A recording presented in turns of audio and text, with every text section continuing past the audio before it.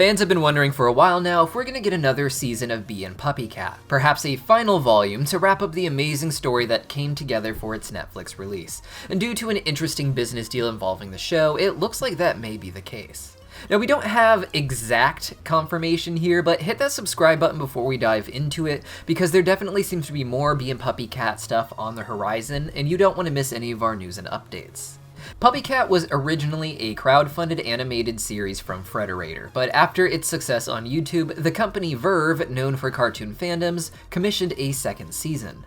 Unfortunately, Puppycat was small enough in crew that it took longer than expected to complete the second season ordered by Verve, and they seemed to decide to release their rights to Puppycat, something not uncommon if a production can't handle a certain deadline for a TV show or even a movie, because the studio will lose interest in the project and think that audiences might as well, whether it's an original project or a sequel like this. After that, a deal was negotiated with Netflix, which allowed not just for this second season to have a place to air, but they also greenlit 3 episodes retelling the story of Season 1 for new fans to get introduced to the story. This allowed for some of the changes to the plot that Lazy in Space had made to be retroactively addressed, and a complete season of 16 episodes was eventually released. After such a rocky development process, fans weren't sure if a Volume 2 or Season 2 was in the cards, but the other day, AnimationMagazine.net announced that the Japanese company Toho has made a multi-million-dollar deal for a 50% stake in not just Bee and Puppycat, but also one of Frederator's other shows, Bravest Warriors, a much longer-running indie series for their channel. This multi-million-dollar deal was for a 50% stake in the shows, which means Toho believes them to still have profit left to be made. With that in mind, it wouldn't make sense to put so much money into the stake of 2 shows if they were just done for good. So even if Netflix doesn't make a second volume itself, Toho seems to think it's still profitable somewhere.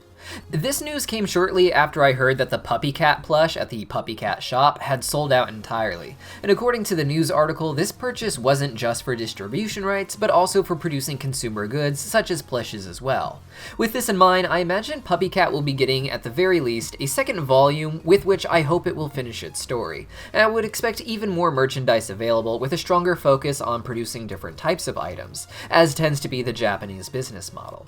This is a huge win for both shows, and I imagine it could lead the way to even more indie animated content to find a home. As while Bee and Puppycat was animated in Japan for its Netflix series, and has some anime stylings and tone, Bravest Warriors is really an example of American or Western animation, just on a semi-indie level, at least from what I've seen. With there being a potential second volume to this show, I thought we'd also talk about what could actually happen in that volume. The Netflix series, of course, created 3 new episodes to retell the story of Season 1, then added on the originally intended second season, also called Lazy in Space, as the rest of this new volume. With this retelling of Season 1, we got a lot of new information. For instance, we see how Cardamon actually met his dog Sticky. Toast is more appropriately worked into the show, and some elements were even removed, such as the Jellyfish Princess song from the original YouTube series, which was a story seemingly told to Cardamon by his mother before she fell into her coma. Now, in the original series, this story seemed to be her fairy tale that Cardamon's mother told him to explain how he, with his jellyfish-like haircut,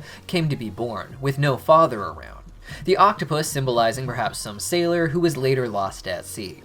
In the episodes originally intended as a second season for the show, we also got strong hints that Bee's father was alive, and even saw him communicate through his dad box with Puppycat on Bee's second birthday in the series. In the original YouTube series, it was implied he might be dead, but in addition to Lazy in Space implying he was alive, the new episodes retelling Season 1 actually show him not just alive, but pretty well off, albeit separated from Bee.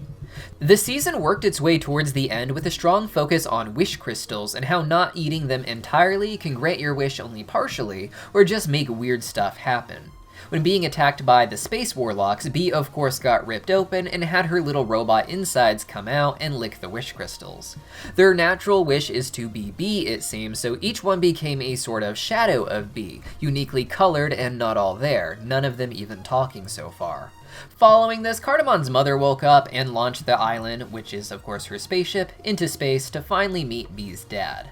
Now, Bee and Puppycat's new deal is kind of interesting because it doesn't make a lot of sense to back just one more season and not want to do more if it goes well. I personally would like to see the show end with a second volume myself, however, and with how the next arc is set up, it's hard to imagine getting a third or even fourth volume out of the series. Me personally, the show has had so many dark moments in its development that I really hope they just take the opportunity to finish their story when presented, instead of trying to drag it out an extra season and risk cancellation without finishing. And I believe this volume ended with the island launching into space because they were ready to tell the final arc of their story, to leave the island behind and wrap things up. With that in mind, I'll tackle my Volume 2 theories as if it is the final volume, and with them launching themselves into space to find Bee's dad, that is where I believe they are going to get by the end of the season, where the final confrontation may take place between our gang of heroes and the warlocks who are chasing Puppycat.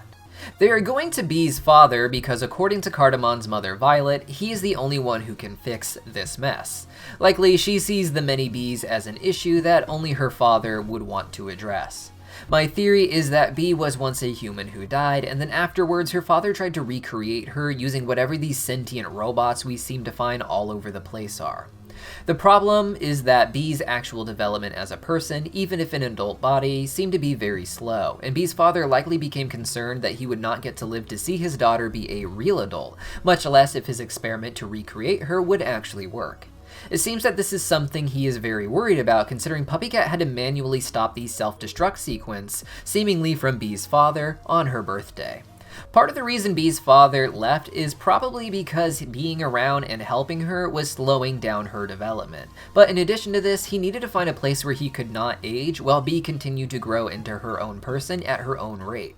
He likely built a spaceship and parked it near a black hole where time supposedly moves slower. We can even see some interesting clock imagery in the background of his little base, playing into the idea that he's moving differently than everyone else and trying to keep track of it all. Along this journey, we would have these multiple colored versions of Bee trying to figure out who they are. Each seems to be capable of developing their own romantic interest, as one appears to be into Caspin in particular, even if the others seem to be more into Deckard as a whole. And now that they are separated, they may each find themselves developing unique interests to different characters on the show. While most of the islands seemed to jump away before the spaceship took off, we know most of the main cast stayed behind, including all of Deckard's family and their off-brand friends such as Toast and the Cooking Prince. In addition to them, I wouldn't be surprised to find out a few other people managed to stay on board, and thanks to teleportation systems like the Temp Work Network, we won't be limited to whoever is just there for the entire season. While traveling through space, I imagine that Puppycat will still do temp jobs, perhaps even taking all of the colorful versions of Bee with him,